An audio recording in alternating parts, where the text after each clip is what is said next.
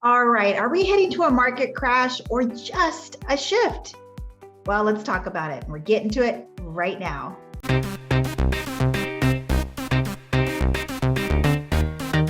Hi there and welcome back to my channel. My name is Bernice and I'm a local real estate broker here on the Central Coast. I grew up here, raised my kids here, and I am still here. So if you've been thinking about moving to the Central Coast and just not sure where you want to land, then you're in the right spot.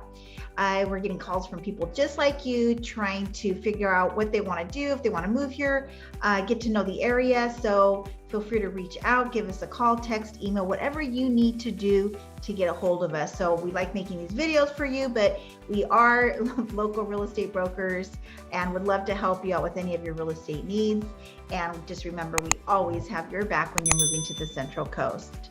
All right, so in this video, we're going to do a little bit different. I'm going to try not to bore you too much about the market crash. Collapse of the California housing market. And all the things that you're probably already hearing enough about on the news, the radio, podcasts, YouTube, all the things. I just want to give you the information of what is really going on, boots on the ground. I'm working full time. I have for the last 20 years here specifically on the Central Coast. And I just want to tell you what is happening and help you make the decision of if this is still the right time for you. Do you need to sit tight or should you just keep the process going? And let me give you some stuff to kind of get you a little bit excited because things are changing as they always do in real estate. So I just don't want you to freak out because the interest rates are going up as a buyer. And then as a seller trying to figure out what you're doing, you don't want to remain homeless. You're trying to get an offer in. And then there's some factors that I do want to explain to both you as a buyer and a seller that you really need to kind of be aware of what's really going on today. So it is the summertime of 2022. The place makes 75% of its revenue in the summertime. Here on the Central Coast. So everywhere. So half of the year has gone by and man, how dramatic what a dramatic shift we have seen, yes? So I just want to give you a little bit of background. In 2008, when everything went down, I was in it. I was working for a developer at the time. So we had 32 finished products, homes to sell in 2008.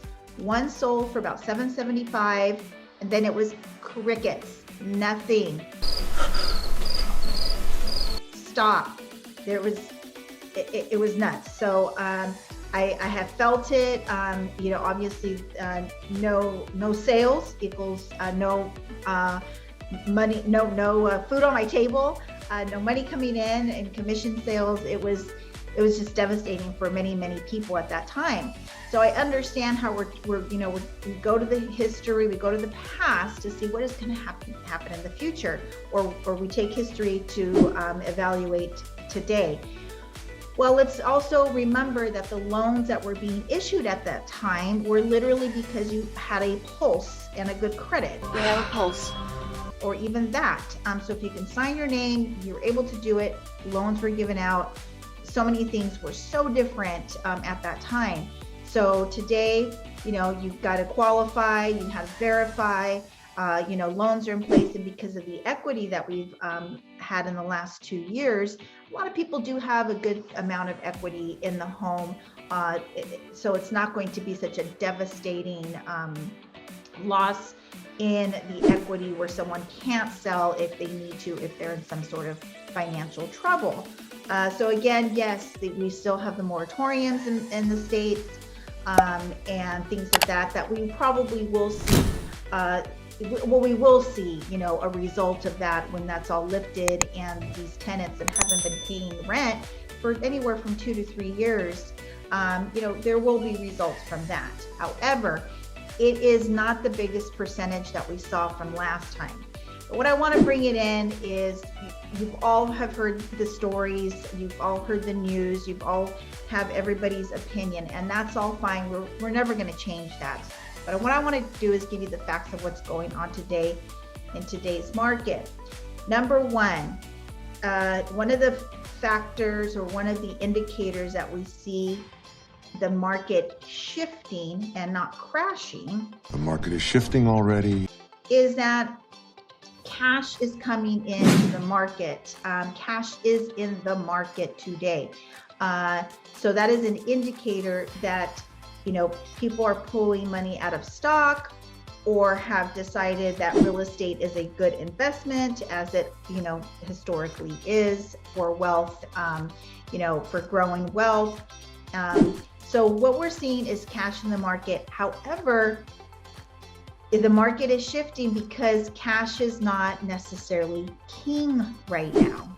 Problem here is hard cash is fading.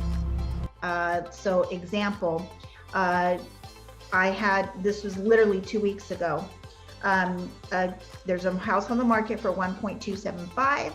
One sold across the street for 1.4, dialed in to the T, turnkey, beautiful, by the beach, all the things.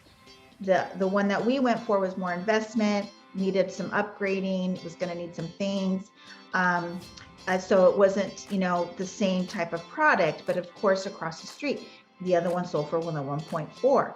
So we wrote an offer for 1.295, all cash. And I had told my buyers, hey, the one across the street sold for 1.4. We did the, per square foot. We did the comparisons. I said, I think they might they might counter us back at a higher price over the 1.3 mark. So they decided, 1.295, a short escrow, just inspections. Obviously there would be no appraisal because it's cash. So they did. They countered us back at 1.350. There was another financed offer on the table for the 1.350. So my people walked away, and understandably so.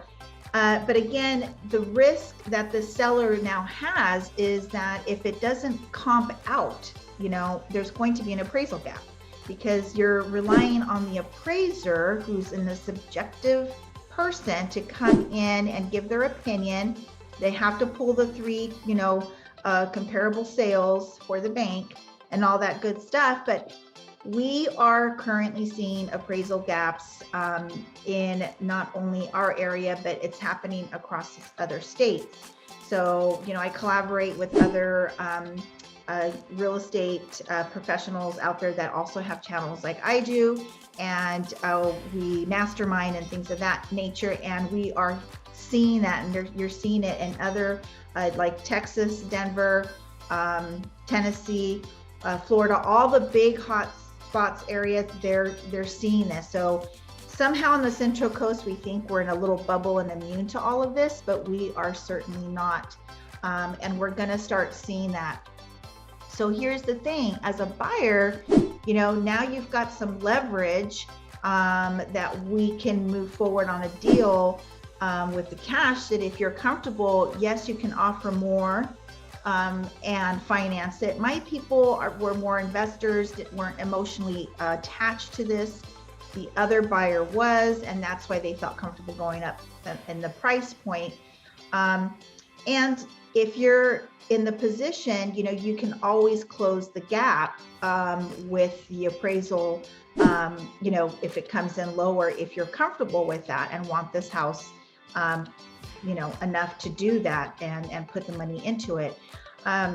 So again, it's just, cash isn't always winning is the point. And we're also seeing a lot of cash closings. So, we as, full-time realtors or brokers, we're always looking at the sales. Our conventional financing is, totally out there. FHA, which is a 3.5% down. It's really tough right now. Really? Oh, that must make it really tough. But hopefully that will be changing.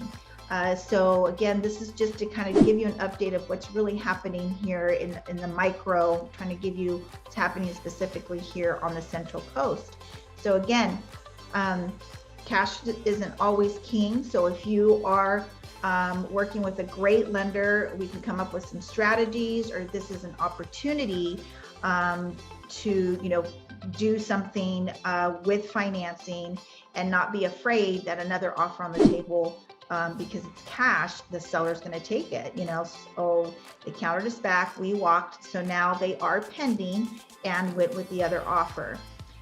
So again, cash isn't always king, and you've got to get your loan dialed in so that you can be competitive and strategic to win the house. But there is opportunity, so that is exciting. Okay, so if you're finding this information of value, be sure to hit that like button. It helps other people find the same information.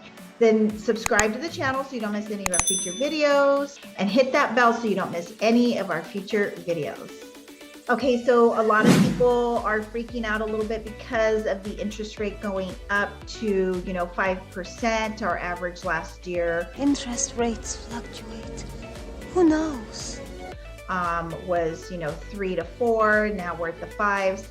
That really comes down to, at the end of the day, depending on your price point, to about a $500 to $800 difference in your payment. And that's like a car payment, so, just kind of have to evaluate that whole situation. Is it horrible? No, 5% is still, historically low. My first house, we locked in at 6.25. My older generation clients, they had loans at 12% and 16% at one point. So yes, it does make a difference. I'm not trying to tell you that it doesn't, but because it has gone up, now it's gonna, again, the shift is going to move to the buyers that are going to be out there for the sellers are going to be able to perform, whether it was the 3% or 5%.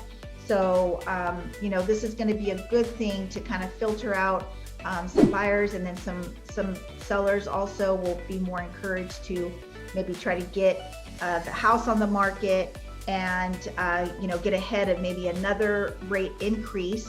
So we probably will see more homes come on the market. So even it's summertime, so that's just historically what this is the time of year to do it. Spring, summer, from November to February is kind of when we see that slowdown. But it has just been bananas the last couple of years. It's almost like we have two summers, in the summertime and again in the winter time, in 2020, 2021. So we are going to see a shift. It's inevitable. The market is shifting already. The real estate market shifts all the time. The crash is what everybody's kind of freaking out about, but we're probably going to stabilize, the fourth quarter of 2022. It'll stabilize. Will definitely be an indicator, and there will be changes. Next year, it's going to be an interesting time. However, demand is still high. What's changing a bit more, and so this is another indicator of a shift in all this, of what's going on, is price reductions are up. We're seeing more days on the market in general, and we're going both ways. Sometimes we listed a couple of properties, one I got calls right away, and the other one we haven't had any. So that's another indicator, things are kind of changing. Also, again, seeing things come back on the market, and then with a price reduction. So buyers aren't just taking whatever they can anymore. So again, just like the previous explanation of the deal that we had, that seller could have been a little bit greedy, or they really are testing the market and seeing what they can get, because buyers were doing really crazy things and really offering everything that they could to secure a property. We're seeing a little bit more hesitation on that, because this is a big investment. This is your money. You've got to be sure that that you are capable of sustaining this payment, this property. So depending on what kind of caliber of financial situation you're in, you've got to really think about it and make sure it's the right thing for you and for your family and for your financial goals for the future. We also have to remember that the government had to kind of give these low artificial rates to kind of help with inflation and the job market and all these things. So now we're kind of coming back into reality, and they can't be doing that anymore. So this is going to be a good thing to level us off a bit. Get everybody kind of settled in. Let's figure out what we can do here for everybody that makes sense and is realistic. So again, don't get freaked out with the interest rates going up, because they are again historically still a low interest rate. And then as we see prices do this, and the rates are still, they went up, then we can probably make it work for some of you out there that maybe don't think that you can. So just sit tight, take a breath. Refis are completely out of the ball game now.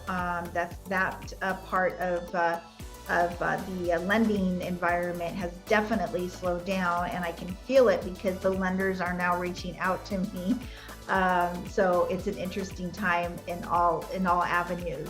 All right, so the last just tidbit I want to leave you with to think about as you're just evaluating if you want to make a move to the Central Coast or anywhere for that matter, and what our housing market is doing, the real estate market is, at the end of the day, you have to remember that real estate, if it's going to be a long-term investment, if you're going to be in it for 5+ years, it's probably going to do you right with the things that it offers. You're going to have the write-offs. You're going to have a security, especially in the rental market right now.